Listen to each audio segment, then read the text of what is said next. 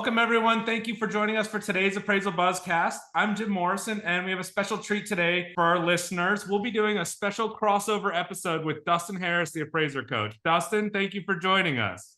Oh, Jim, it's so good to be with you. Thank you. It's a pleasure to be here. Dustin is one of the original appraisal industry podcasters. I know you're the first one that I heard about the appraisal industry, so you've been doing it for a long time, so it's such an honor to have you on our podcast. And we've had you before, but it's always such a pleasure. Yeah, we've been, believe it or not, going strong for a little over 7 years, over 800 episodes at this point. I saw that. We just hit 100 and you're already over 800. It's crazy. Well, they say you have to do something 10,000 times before you get good at it. So we've got a little ways to go. A couple more episodes before you hit that. Well, thank you so much for joining us. And for our listener today, I'll be on Dustin's podcast later, but on our podcast, we'll be discussing what the steps are that appraisers can take while there's a slowdown in business. I know that the market has really dropped off with the interest rate hikes, and there's not a lot going on. There's no refinancing going on. There's only a couple things. So Dustin has some advice for you all what to do as things start to slow. Wait a second, Jim. You didn't tell me you had to come with advice. All right. No, yeah, that was a great just panic. Exactly. Yeah. What do we do now? Right. So no, here's the thing, Jim. Anybody that's been in this industry for any number of years, and I'm going on 30 years now as an appraiser, knows that the mortgage industry is by its nature cyclical. And we talk about that all the time. But honestly, when we're in what we were in 2020 and 2021 and in the first part of 2022, right? It's hard to see beyond the nose on our face, which is we've got so many orders coming in that we actually don't even have time to accept them all. We can be very picky at the orders that we receive. We can be very, very picky with the fees that we have. And that's the world that we've lived in for the last 2.5 years, right? And so even though for many years with my clients as the appraiser coach, I've been encouraging them to diversify and get out there. And as Blaine Feyen says, dig your well before you're thirsty, right? It's so hard to do that when you're just overwhelmed with work. And so now, as you succinctly set up, we are in the opposite situation. Now, I wouldn't go so far as to say there's nothing going on the mortgage side. There certainly is. And we heard from Scott Reuter at the Valuation Expo this year, who gave us some real numbers. And when you compare this year to last year, yeah, there's been a drop off. When you compare this year to 2019, which is really the last normal year, it's not as bad as it looks, right? Yeah. So there's still activity out there. There's still things going on. I was just on the phone with one of my clients this morning who indicated that they are just getting slammed with HELOC appraisals right now. And because a lot of people are saying, well, okay, I can't officially refinance, but I could take some money out. And if I'm only, paying interest on $30,000 or $50,000, it's a whole lot different than paying on a whole mortgage. So there is some activity out there. But your question was, what do you do when things slow down, right? Yeah. And so I think that's the $64,000 question. And of course, want to emphasize, don't wait until it slows down before you get busy. That's number one. But if you're already too late to the ball game, it's not too late. I will give you an example, Jim. I've got a mastermind student who about 4 months ago decided to start diversifying into private work. Now, it's not that he had not done any of that before, but he really pushed and made a focus on private work. And a lot of people say it takes a long time to build up those relationships. And you're talking years, not months, before you see the fruits. And though generally, I agree with that principle. Generally, networking relationships take a long time to build trust on. He had a lot of success right up front. Now, he worked hard for it, right? He was out with networking and speaking in front of realtor groups and reaching out to attorneys and all of the things that you hear are important. And he had success within 3 months of starting to do that. In fact, he had so much success that he reported he had over 80% of his valuation business was coming from private work just in 3 months of hustling out there to get it. So it's not too late to start. I completely agree with you on that. There's the people like, well, it's too late now. But just as the appraisers were really busy and getting to pick their clients, like, oh, I'm going to keep doing work for this one because they treat me well. And, the opposite is true as well. Now that the ball's or the shoe's on the other foot, they can say, hey, now I have all these people coming at me. I have a chance to find the best appraiser and maybe upgrade what appraiser I'm using. Yeah, another individual I spoke to this morning had reached out to a long-term client, and this is on the lending side, but this client is more on the foreclosure side, more on the REO side, and just was chatting with the individual there at their client's base. And one of the things that she mentioned to him was, it's interesting how many appraisers are now coming to us and saying, hey, we need work, we need work. And she's like, our loyalty is to the people that were doing work for us a year ago when there wasn't a lot of work to go around for us, because they were focused on the REO stuff. But back to your question, there's a lot of different things that appraisers can look at. I think it's so important that appraisers need to understand that valuation work is not just lending work. Sometimes we get in that mode because a lot of us, that's the way we were raised, right? We were raised on the 1004. We were raised that 80, 90, 95% of our work was coming through the mortgage industry. Let me pause here and go off in the weeds just a second, because I need to make sure that appraisers understand what I mentioned earlier, right? This is a cyclical business. As we record this, Jim, we're roughly about 7%. If you go in to get a loan right now, you're roughly about 7% interest rate on that loan, right?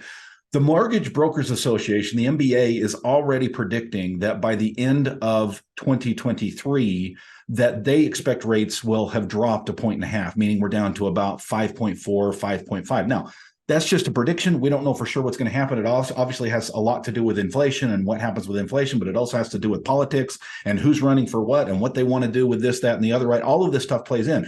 My point is this: it seems scary right now when there's not a whole lot trickling in. But remember, this is a cyclical business. It continues to cycle. I've been through several cycles myself as an appraiser, and those who are new to this, they've only been in a few years. This is scary, right? But we've got to remember to step back and know that the lending side will come back. Okay, let me pull back out of the weeds and go back on the track I was on, because you asked a question about diversification.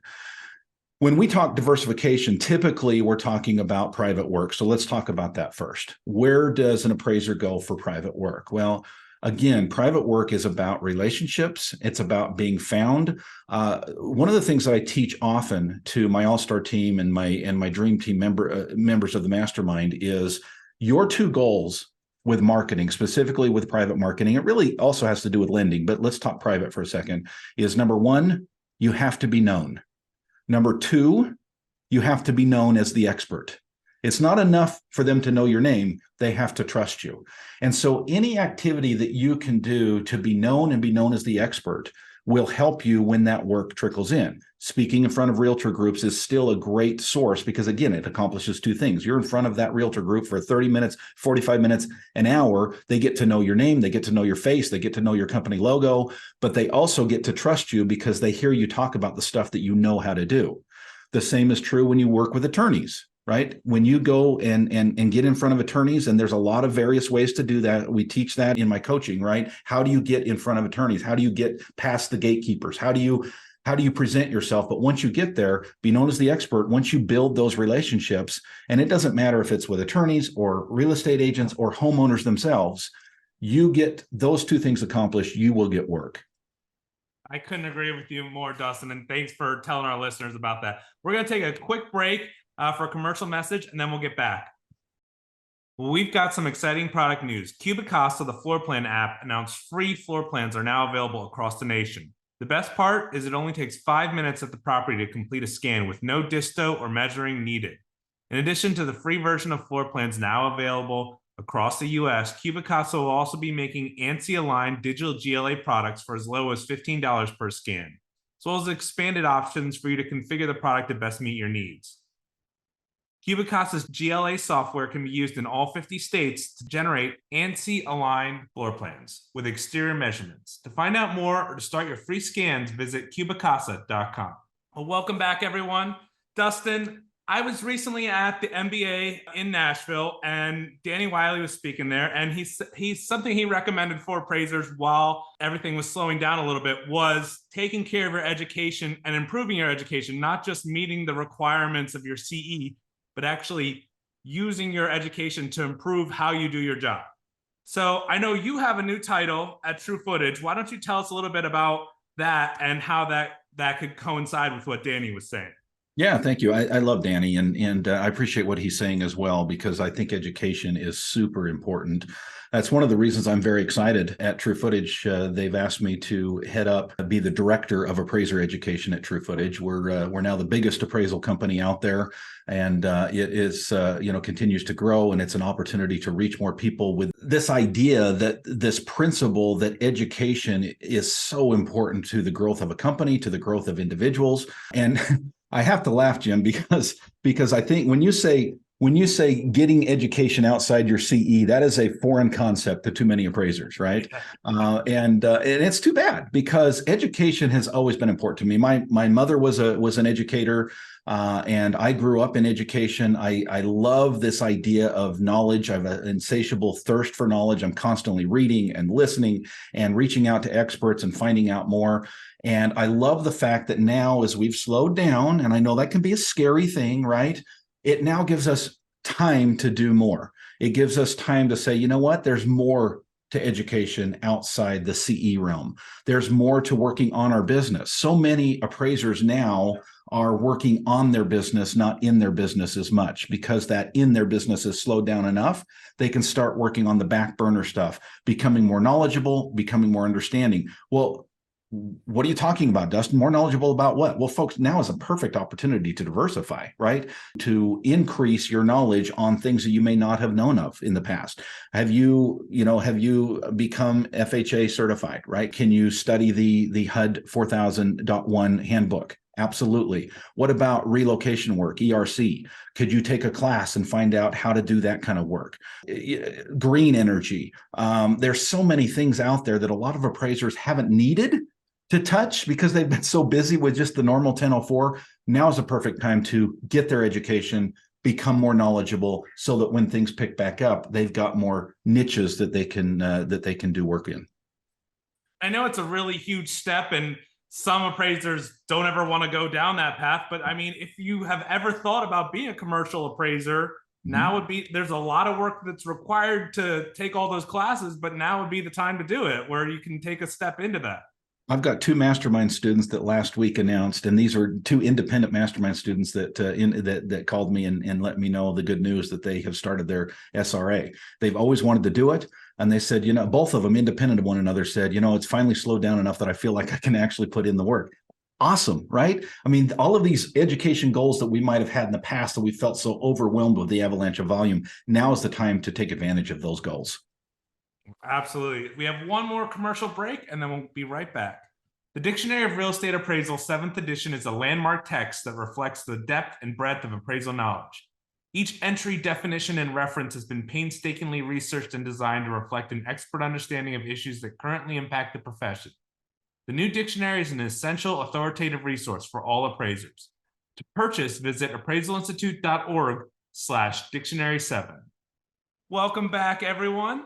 So, Dustin, we get a lot of feedback on our articles about what's coming up and the future of the industry and training. And especially as stuff has slowed down, a lot of people are like, why would I train somebody else when I don't have enough work for myself? So why do I need to train competition right now?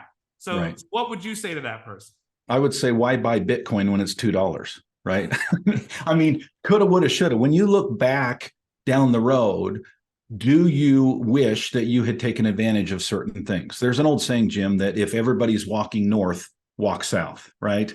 Look at the way the masses are going and take advantages of opportunities on the other side by going the opposite direction. And I think this is a perfect example, the storm, if you will, that we find ourselves in, of higher interest rates, lower appraisal volume. What a great opportunity to now take advantage of something that we know, and I've mentioned several times already today, right? And I'm going to mention it here again. Guess what, folks? Valuation, mortgage industry, it's a cyclical industry. We know for a fact it's going to come back because it always has. We just don't know when. But why not take advantage of an opportunity right now to bring in an individual who is hungry, who wants to be a part of this profession, who can benefit you, right? Jim, I'll just be honest with you. I'm not a big fan of people just quote unquote giving back to the industry and just training because it's the right thing to do. The reason I'm not a big fan of that is it doesn't happen very often. People shouldn't just train because it quote unquote is the right thing to do. Now, it may be the right thing to do, but it also needs to be the right thing to do for your business, right? It needs to be profitable. Otherwise, it's not going to be long-term. And it's not going to be a win-win for either one of you. So a lot of appraisers might be stepping back and saying, well, things are slow. Why would I train when things are slow when I can barely meet my own mortgage? And the answer to that is in preparation for what's going to come. Now is a perfect opportunity when things are slower because you now have the time and the energy and the expertise to put into somebody new, train them so that when things do come back, you are in a position to benefit both of you from that opportunity. Well, thanks, Dustin. I really appreciate that. I hope our listeners take what you say. This has been absolutely enlightening. And I know that as it's slower, this is their chance to build on their business. So we really appreciate your input and help today. It has been a pleasure to be here, Jim. It's good to see you, and it's good to be on the Appraisal Buzz. Thank you for the invitation. All right. I'll look forward to seeing you soon on your podcast. Can't wait, my friend. Thanks to our sponsors and thanks to our listeners for joining us today. If you have any comments or would like to be included in a future Buzzcast, reach out to us at info@appraisalbuzz.com. Thanks and have a great day.